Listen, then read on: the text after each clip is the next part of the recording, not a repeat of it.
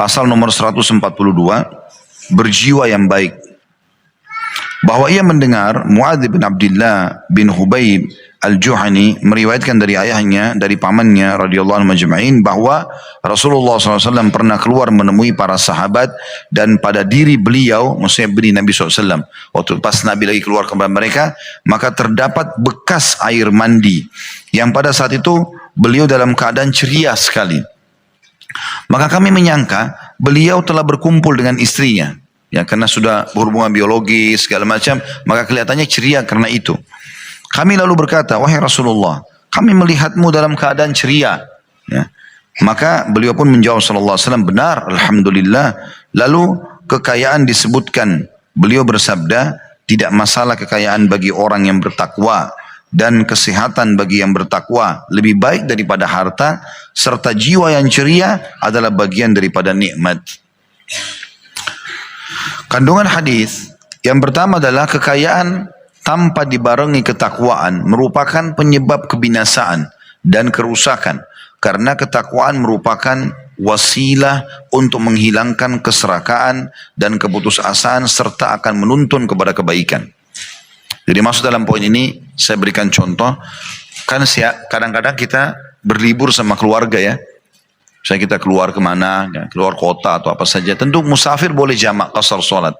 Tetapi teman-teman, jangan sementara Allah berikan kita kesempatan berlibur, tinggal di hotel bintang 5, nyaman, mobil juga nyaman, jalanan juga aman, segala macam. Lalu kita gunakan maksiat di sini. Karena banyak orang begitu. Allah berikan nikmat malah lalai dari sholatnya, lewat sholat. Boleh jamak duhur asar tapi sholatnya menjelang maghrib baru bangun tidur misalnya. Karena hotelnya nyaman. Atau dia bermain-main sama keluarganya, ya, hal-hal yang mubah tapi sampai lalai dari sholat misalnya. Atau melakukan kemaksiatan. Ya, banyak orang begitu berlibur akhirnya berzina atau melakukan perbuatan-perbuatan haram. Ini semua hal yang bertolak belakang. Harusnya kenikmatan yang sedang ada digunakan dengan ketakwaan. Ya. Makin Allah berikan nikmat, makin soleh dan soleha. Makin rekreasi, makin rajin sholatnya, makin berzikir, makin bersyukur gitu. Jangan diberikan nikmat, Allah uji kita, kemudian kita malah kufur kepada Allah subhanahu wa ta'ala. Ini yang banyak terjadi ya. Jadi lagi liburan sekolah, ibu-ibunya pakai jilbab besar, bapak-bapaknya pakai kopiah, pergi ke kolam renang. Ya. Memperlihat-lihat auratnya orang. Terus sholat di sebelah kolam renang. Dari mana mempertemukannya ini? Yang penting sholat, bukan yang penting sholat. Masalahnya di sebelahnya ada perempuan telanjang, laki-laki telanjang dan seterusnya. Bagaimana bisa kita sedang menikmati liburan tapi diikuti dengan kemaksiatan? Gak bisa. Jangan begitu. Allah tidak melarang kita menikmati. Allah nyuruh kita berjiwa yang tenang, menghibur diri kita, ya istirahat. Karena Nabi SAW mengatakan, ya dirimu punya hak, keluargamu punya hak. Kita memang begitu. Meluangkan waktu. Tapi pada yang halal, akhi dan ukhti. Jangan pada yang haram gitu kan. Jangan lagi liburan malah mabuk-mabukan, malah narkotika, malah segala macam. Akhirnya tabrakan karena mabuk dan seterusnya. Wa na'udzubillah. Gunakan liburan-liburan hal yang mubah itu untuk menenangkan jiwa, menghibur, menghilangkan kepenatan, iya. Tapi pada hal yang diikuti dengan ketakwaan. Makin baik gitu loh. Ajak liburan tuh anak-anak pergi ke rumah anak yatim. Ajak pergi kemana, masjid sholat. Tetap pergi. Jadi tetap berada di koridor yang benar gitu. Ya. Kemudian yang kedua, kesehatan yang dibarengi ketakwaan. Kalau tadi kan kekayaan, harta. Yang kedua ini kesehatan dibarengi ketakwaan akan membantu seseorang untuk melakukan kewajiban beribadah. Dan kesehatan tanpa kekayaan lebih baik daripada kekayaan yang kosong dari ketakwaan. Ini sebagaimana sabda Nabi tadi. Artinya kalau ada orang miskin tapi sehat, itu jauh lebih baik. Masih lebih baik daripada orang kaya tapi nggak punya ketakwaan. Yang penting dia pada saat miskin, dia sehat, berada di atas ketakwaan. Dalam arti kata, orang yang miskin hidupnya pas-pasan, kalau azan ke masjid, sholat, puasa Senin Kamis, apalah segala macam, itu kalau dipertemukan dengan orang kaya raya, mobilnya banyak, rumahnya mewah, tapi nggak ada ketakwaannya, nggak sholat dan segala macam, ini tetap lebih afdal di sisi Allah subhanahu wa ta'ala. Dan kalau ada di antara kita teman-teman yang belum Allah bukakan rezeki, maka sangka baiklah dengan Allah. Sangka baik. Allah SWT lebih tahu masalah itu. Karena ada sebuah hadis yang berbunyi, Allah akan berfirman kepada para malaikat khusus yang pembagi rezeki. Allah mengatakan, luaskan rezekinya hambaku si fulan. Allah tunjuk. Karena kalau kau luaskan, dia makin bersyukur. Dan sempitkan sedikitkan rezekinya si fulan, karena kalau kau bukakan dia akan kufur. Ada orang waktu dia masih miskin sholat di masjid terus. Begitu Allah kasih saat motor saja, belum mobil, udah mulai nggak sholat di masjid. Dikasih mobil, udah nggak sholat, lalai. Bagaimana caranya Allah memberikan nikmat yang besar? Itu nggak mungkin gitu. Ya.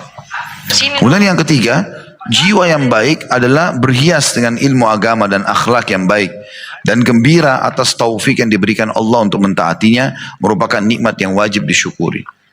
Yang dimasukkan di poin ketiga ini yang saya sering bilang, saya ingatkan kembali. Jadi majelis ilmu seperti ini, masjid, memang dipenuhi oleh orang-orang yang bersih, yang baik, yang tampan, yang cantik, yang harusnya begitu. Yang saya masukkan di sini bukan berarti orang jelek gak boleh ke masjid, enggak. Tapi ada kesan kalau cantik sama gagah bukan di masjid tempatnya. Tempatnya tuh di sinetron gitu. Jadi artis, ya. Sayang kenapa di sini? Ini kan gagah nih. Kenapa nggak jadi foto mode? Ini cantik, kenapa nggak begini? Disuruh buka hijabnya. Loh kok aneh ini? Seakan-akan orang yang soleh, tempat-tempat baik hanya untuk orang jelek saja. Hah? Ini aneh nih, saya tersinggung ini. Nggak boleh begini. Karena begitu luar biasa gitu. Kalau lihat anaknya sedikit lucu, jadi ini aja. Bukan disuruh hafal Quran. Kan bagus, sudah hafid Quran, orangnya tampan. Hafid Quran, orangnya cantik, kan bagus gitu kan. Jadi tempat-tempat ibadah dipakai untuk orang yang berhias, orang yang baik gitu loh. Jadi walaupun bercampur antara orang yang punya kekurangan fisik dan juga punya kelebihan. Tapi orang yang punya kelebihan ini tidak boleh berpisah dari tempat-tempat yang baik, orang-orang soleh. Nabi Muhammad SAW adalah orang yang paling tampan. Abu Bakar, Umar, Utsman itu orang-orang tampan semua. Digambarkan fisik-fisik mereka itu kulitnya putih, orangnya tinggi besar, tampan gitu kan. Para sahabat itu semua dikenal dengan ketampanannya umumnya ya. Mungkin 1-2 orang yang disebutkan dalam riwayat seperti kisah Hubaib dan beberapa sahabat Nabi yang lain yang mungkin mereka punya kekurangan fisik. Tapi yang lain umumnya disebutkan mereka punya kelebihan gitu kan. Dan itu digunakan untuk ketakwaan kepada Allah Subhanahu wa taala, bukan digunakan untuk kemaksiatan. Ini kandungan daripada hadis. Kita akan coba bedah lebih dalam hadis ini insyaallah.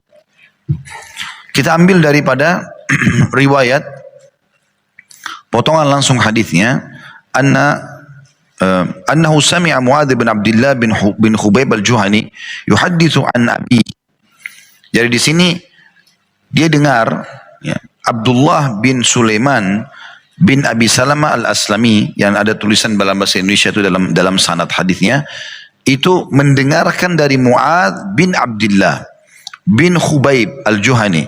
Dikatakan di situ dia berbicara dari ayahnya. Berarti Muadz meriwayatkan dari Abdullah, ya. Dari pamannya, ya. Jadi di sini kita bisa lihat pelajaran yang kita ambil adalah bagaimana zaman dulu itu ayah sibuk mengajarkan pada anaknya, paman mengajarkan pada ponakan, dan mereka saling menukil hadis. Sehingga satu keluarga itu mereka saling turun-temurun meriwayatkan hadis. Saya dengarkan dari ayah saya dari si fulan dari sahabat Nabi dari Nabi SAW. Sehingga ada silsilah yang berhubungan dengan sanad hadis yang mereka ingin panen pahala di situ. Dikatakan bahwasanya potongan yang kedua itu potongan pertama ya, bagaimana zaman dulu tuh orang ayah mengajarkan pada anak, paman pada ponakannya dan seterusnya, dan ponakan atau anak belajar dari orang tuanya lalu menukil ilmu itu dari mereka. Pelajaran kedua, anna Rasulullah SAW kharaja alaihim wa alaihi atharu guslin. Bahwasanya Nabi SAW satu hari pernah keluar menemui kami, para sahabat, dalam kondisi beliau habis mandi. Dan hukum mandi dalam Islam ada yang wajib, ada yang sunnah, dan ada yang mubah. Ya, kalau dia mandi junub, mandi Jumat bagi laki-laki, mandi haid dan nifas setelah bersuci bagi wanita, itu adalah mandi wajib. Jadi kan? Dan tidak boleh kita ada pilihan dalam